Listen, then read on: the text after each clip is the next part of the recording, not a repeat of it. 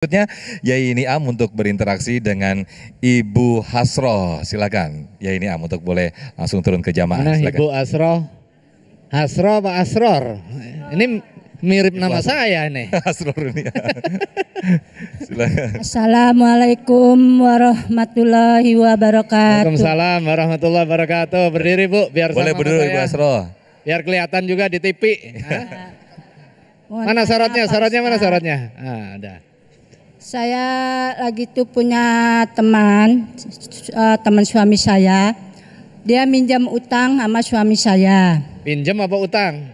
Pinjam Oh, pinjem. Utang itu ya. sama Oh suami saya. iya. Kan pinjem beda, utang Iya. beda. Terus dia ngasih sertifikat Pak Ustadz Oke. sama suami saya tuh. Terus udah lama tuh Pak Ustadz, udah berapa tahun sampai saat ini pun belum terbayar juga. Ya. Terus udah gitu saya punya niat, saya bilang gimana kalau rumahnya itu dijual, saya bilang gitu. Terus akhirnya dia minjemnya banyak juga Pak Ustadz ya. Berapa? 150 juta. 150. Terus saya Harga mau jual rumahnya rumah, berapa? 100 juta. Terus akhirnya Harga rumah 100 juta? iya mau dijual 100 juta Pak Ustadz dari Surabaya.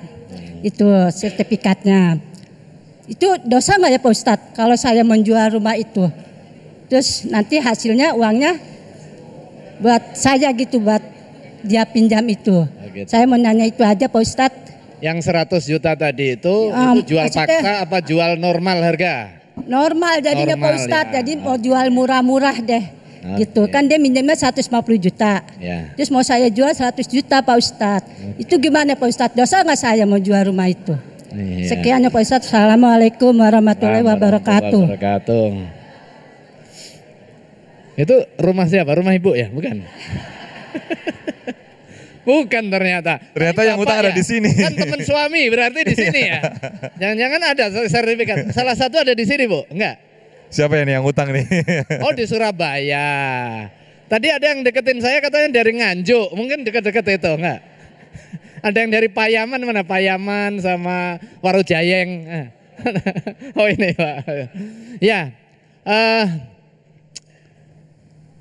utang satu hal, kemudian untuk menguatkan bahwa si penghutang bisa bayar, ada yang disebut sebagai jaminan. Boleh enggak itu? Boleh. Kalau di dalam konteks Islam itu dikenal sebagai rohen, gadai. Jadi utang disertai dengan jaminan. Agar orang yang punya piutang memiliki keyakinan bahwa utangnya nanti akan dibayar. Boleh enggak itu? Boleh. Bahkan Rasulullah SAW juga pernah melakukan utang dan menggadaikan baju perangnya, baju besi untuk kepentingan beli makanan. Nah, yang pertama tadi itu kedudukan marhun, barang yang digadaikan untuk meyakinkan. Boleh enggak? Boleh. Sekalipun prinsip dasar akad utang piutang itu adalah akad kebajikan, akad tabarruk, tolong menolong, tetapi kalau di dalam proses perikatan itu butuh jaminan, butuh keyakinan, maka diperkenankan. Diperkenankan. Nah, dalam kondisi tertentu ternyata apa yang diperjanjikan enggak sesuai. Nah, fungsi jaminan apa? Ya fungsi untuk melunasi dalam kondisi wan prestasi. Kalau terjadi wan prestasi, misalnya disepakati ini utang selama 1 bulan ya, atau 5 tahun. Ternyata 5 tahun enggak bayar. Boleh enggak dieksekusi? Boleh, tapi dengan cara yang baik. Man talaba haqqan falyatlub fi afafin. Barang siapa menuntut haknya. Jadi kalau ada orang utang, memang cenderung orang utang itu mau ngemplang aja sih. Itu karakter manusia, Ustaz. Karakter manusia itu mau enaknya. Nggak mau susah-susahnya. punya teman, punya tetangga, punya saudara, kalau baik nggak pernah nyapa. Begitu ada masalah datang ngerayu-ngerayu. Nah itu udah manusiawi lah, nggak usah dikomentari. Itu manusiawi. Itu kata ibu, gua banget deh. Jadi apa tadi itu? Jadi kalau tadi begitu sudah tenornya selesai, belum juga dibayar, dikomunikasikan dulu. Ini sudah jatuh tempo. Dibayar apa ini dieksekusi? Nah gitu. Tapi caranya yang baik. Wafin kok au ghairu wafin. Dia ikhlas atau tidak ikhlas? Itu hak ibu. Tapi caranya tetap harus cara yang baik. Begitu dalam kasus tadi 150 juta punya piutang, ternyata hasil lelangnya, hasil eksekusinya harganya 100 juta, orang itu masih punya tanggungan 50 juta. Bukan berarti udah lunas. Atau ternyata harganya itu 250 juta. Ibu punya kewajiban untuk mengembalikan sisanya. Bukan berarti udah punya saya aja, salah sendiri dia nggak mau bayar, nggak boleh.